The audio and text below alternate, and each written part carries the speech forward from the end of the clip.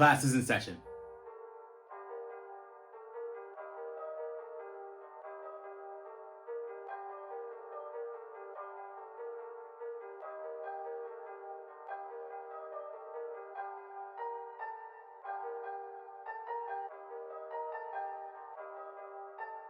Hey, what's up guys and gals? Welcome back to another video. So in today's video, I want to talk about my 2-year experience with the Xbox Series X.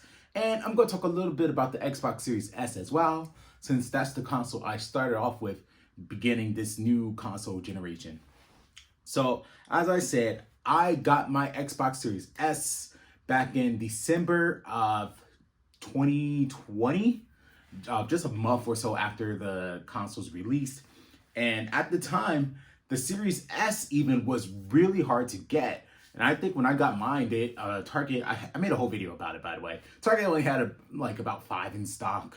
So you had to kind of just get on it if you wanted one. I picked up my Series S from Target, and that was my main console to hold me over. I actually didn't even have plans on picking up an Xbox this console generation because I wanted the PS5. But I didn't pre-order the PS5 because, for obvious reasons, it was pretty hard.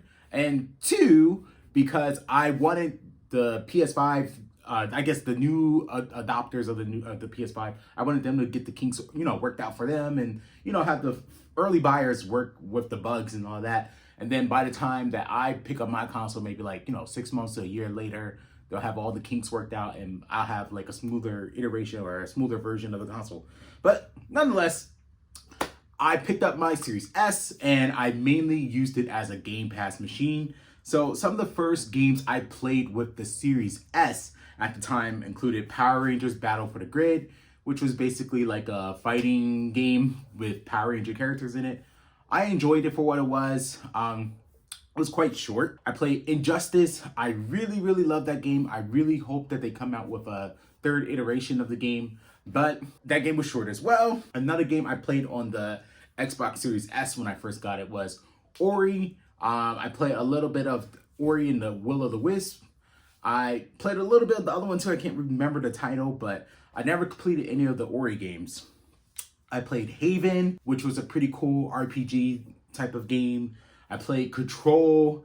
I kind of got bored with Control for whatever reason. I got to the plant area, the power plant area, and then after a while I was just like, this game is kind of boring, so let me just stop playing because I could be doing something enjoyable. Anyway, that's my mini rant on Control. And I played Forza Horizon 4, and that was one of the first racing games I played in a really long time. So yeah, I really enjoyed Game Pass when I got my Series S because it allowed me to play games that I would not play otherwise because, you have to purchase them. And I don't believe in purchasing a game until I've done some extensive research on it and I know for sure I'm going to like it. Nonetheless, I was just downloading a bunch of games off of Game Pass, and sure enough, with the Series S, if anyone's a Series S owner out there, you know one of the main problems you'll have with that console is that there's not enough storage on it. So I made a video about this as well, but I went out and purchased the Seagate card. I believe it was 1 terabyte card. It might have been the 2. I don't remember. But anyway, I purchased the memory card. That thing was like $200. Actually, it was like $220 now that I think about it. It was a pretty hefty price. But if you own a Series S, it'll behoove you to purchase that memory card or have some kind of storage system to store your games on, or else basically the situation is you'll basically get 3 Call of Duty games on that console, and that's it. You're done. Just 3 Call of Duties. So yeah, I picked up the storage card, and then a few months down the line, I purchased a Series X from GameStop for my brother-in-law, and I'm not gonna lie, I was kind of jealous because I was looking at the box, and then I thought about the power that the Series X would offer compared to the Series S.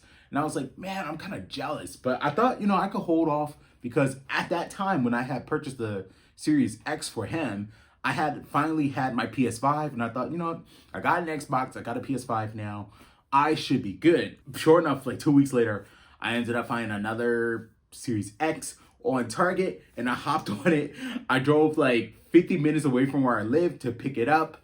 It was well worth it. So then I had 2 Xboxes, and you know, I don't need two Xboxes. So I sold my Series S to my big sis, and I think to this day they still enjoy it.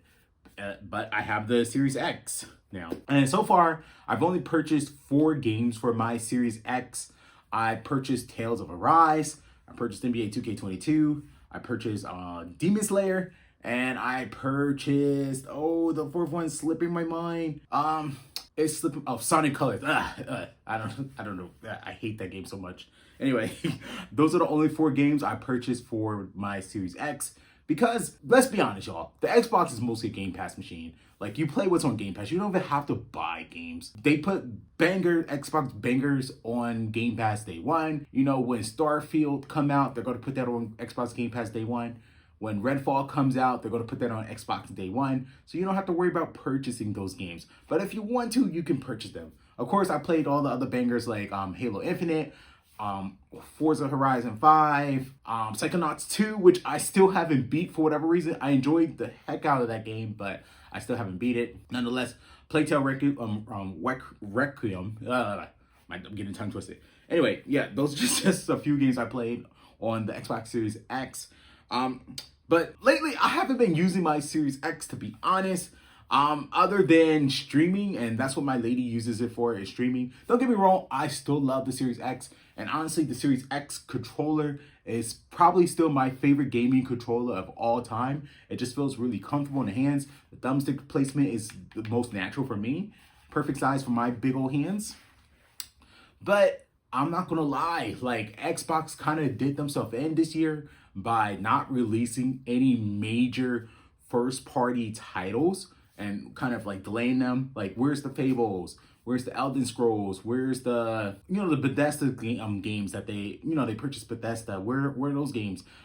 Where is Starfield? Why they delayed it? Well, I mean, I'd rather have the game cook in the oven a little bit, because I recently purchased Gotham Knights, and I learned the hard way that it's best to wait for games to, cook in the oven as long as it possibly needs. So it's just right by the time it release. But nonetheless, no Xbox games this year, so I haven't been gaming on the Xbox as much. I have been playing some games on Game Pass. Like, I played Persona 5, Battle Royale.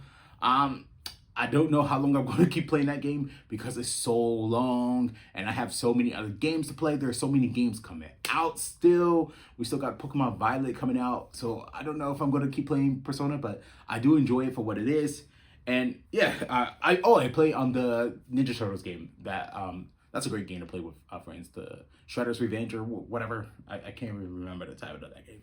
But nonetheless, I haven't been playing my Xbox Series X as much, because I've mostly been gaming on my PS5 and on my Steam Deck. So until the bangers start to come out on Xbox, hopefully next year. I know we're getting Starfield next year. Redfall's coming out. There's a few other games coming out for Xbox. I just can't remember them all right now. But nonetheless, I've mostly been gaming on my PS5, a little bit on the Switch, and on my Steam Deck.